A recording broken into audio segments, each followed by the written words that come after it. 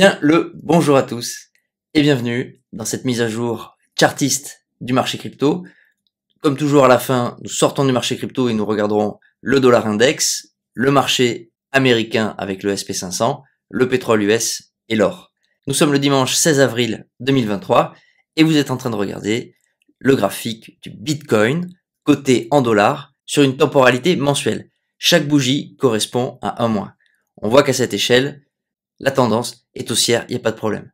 Si je passe en hebdomadaire, nous avions constaté il y a 4 semaines un changement de tendance avec le break du range par le haut. On voit que la tendance cette semaine, après 3 semaines de temporisation, est en train de se confirmer. Le RSI toujours contrôlé par les acheteurs. Il n'y a pour le moment aucun signe de retournement et les probabilités sont largement en faveur d'une poursuite haussière. Une question légitime qui vient tout de suite serait: mais jusqu'où le BTC va-t-il aller?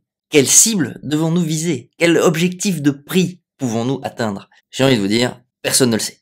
Mais il existe certains outils qui peuvent nous aider à définir des scénarios, comme toujours à émettre des hypothèses. Car le premier qui vous dit qu'il sait exactement où le BTC va aller, il vous ment. Un des outils les plus utilisés sont les retracements de Fibonacci. Sur TradingView, vous les trouvez ici. J'active le petit aimant pour être un peu précis. Vous n'avez ici que les retracements principaux, le 0.382, puis le 0.618, qui est également très regardé. Entre le 0.618 et le 0.786, on peut définir une zone qui est très souvent utilisée comme une zone de profit, ou zone pour se positionner, notamment pour shorter, pour vendre à découvert. Je peux effacer le Fibonacci pour un peu plus de clarté, et donc on voit qu'on a un premier objectif avant les 36 000, et une zone préférentielle, dirons-nous, avec un BTC entre 48 et 57 000 dollars. Je vais laisser ça en place et on verra si ces objectifs sont atteints. Passons à la BTC dominance. Vous voyez que Bitcoin représente encore plus de 47% de tout le marché des crypto-monnaies, que son prix latéralise dans un très grand range depuis mai 2021, donc cela fait bientôt 2 ans, et que cette semaine va se clôturer sur un rejet sur la résistance. Le prix est venu tester la résistance et les acheteurs de Bitcoin se sont fait repousser par les vendeurs. En effet, comme nous l'avons vu ces dernières semaines, c'est surtout Bitcoin qui a mené le marché crypto, qui a attiré les liquidités à lui. Il est possible que ça continue et auquel cas ce range sera cassé par le haut. Dans le cas contraire, nous risquons de voir un afflux de liquidités dans les alts et en premier lieu dans Ether. Je vous remonte ce site, blockchaincenter.net, site que j'aime bien. Il nous confirme qu'on est bien toujours en Bitcoin saison. Si on regarde le graphe, on est effectivement assez bas par le passé. Voilà, c'est des zones, on peut descendre encore plus bas, mais c'est des zones qui devraient permettre tôt ou tard un rebond vers les alts. Passons donc au roi des alts, ETH. Face au dollar, nous sommes ici en hebdomadaire et regardez, ETH est en train de break par le haut, ce magnifique range. Associé à l'action des prix, nous avons également un franchissement du RSI.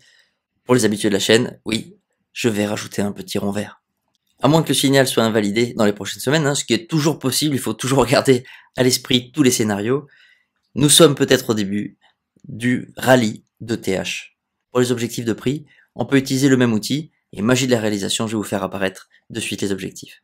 Nous avons donc 2400 $ en objectif pour le 0.382, 3300 pour le 0.618, et donc la zone privilégiée de prise de profit ou de positionnement pour une éventuelle vente à découvert est entre 3003 et 4000. Un des éléments qui me fait penser que cette cassure par le haut de ce grand range n'est pas une fausse cassure est la comparaison d'ETH face à BTC. Paire que je vous affiche à l'écran, nous sommes en hebdomadaire. Comme la BTC dominance, le prix latéralise depuis mai 2021. Nous avions eu une compression de l'action du prix avec une compression de l'action du RSI qui avait cassé par le bas. Le RSI nous avait également donné un signal vendeur, mais qui cette semaine est invalidé. J'ai désormais tendance à considérer que ces faux signaux, qu'ils soient par le haut ou par le bas, sont justement des signaux très forts à l'opposé. Vous le voyez, la fausse sortie du range avait entraîné une belle chute, la fausse sortie du range par le bas, une belle hausse, et là je pense qu'il est très probable que nous allions à minima revisiter les hauts du range. Je vais également m'empresser tout de suite évidemment de rajouter un petit rond vert. Voilà, on est content. Sortons du marché crypto, vous êtes devant le dollar index, ça représente l'évolution du dollar face à son panier de devises. Vous êtes ici en trimestriel, La temporalité de cet actif est évidemment beaucoup moins rapide, beaucoup plus lourde que celle des cryptos. Et donc même si nous sommes sur une tendance de fond baissière, à l'inverse de la tendance de fond du Bitcoin, nous n'avons pas encore franchi cet énorme support qui est en train d'être travaillé en hebdomadaire et en mensuel. Il faudra attendre fin juin pour avoir peut-être le signal trimestriel de baisse. À cette échelle de temps, pour le moment, le RSI, lui, est toujours dominé par les acheteurs. Si je passe en hebdomadaire, nous pouvons constater que le RSI est toujours dominé par les vendeurs, pas de problème, sauf que le support n'est pas encore franchi et le rebond est tout à fait envisageable. Surtout que l'hebdomadaire pour cet actif, c'est un peu comme le 4 heures sur Bitcoin. Il peut exister de nombreux faux signaux et tout un tas donc de pièges. Malgré tout, nous n'avons pour le moment aucun signe de reprise haussière, il n'y a même pas de divergence entre l'action du prix et l'action du RSI. Donc pour le moment, je reste avec un biais vendeur sur le court terme, mais je me méfie car, comme je vous dis, sur le moyen terme, donc en trimestriel pour cet actif, il est toujours acheteur. Le SP500 en hebdomadaire, pour ceux qui découvrent la chaîne et les analyses, vous voyez qu'on se fait balader au niveau du RSI, qui jongle au niveau de sa zone d'équilibre. Cependant, nous avions placé il y a 15 jours un magnifique petit rond vert qui semble vouloir se confirmer. Et donc pour le moment, je garde toujours un biais acheteur, un biais haussier sur le marché des actions aux États-Unis. On va attendre encore un peu pour placer les objectifs haussiers grâce au retracement de Fibonacci. Mais si cette confirmation arrive dès la semaine prochaine, nous le mettrons en place.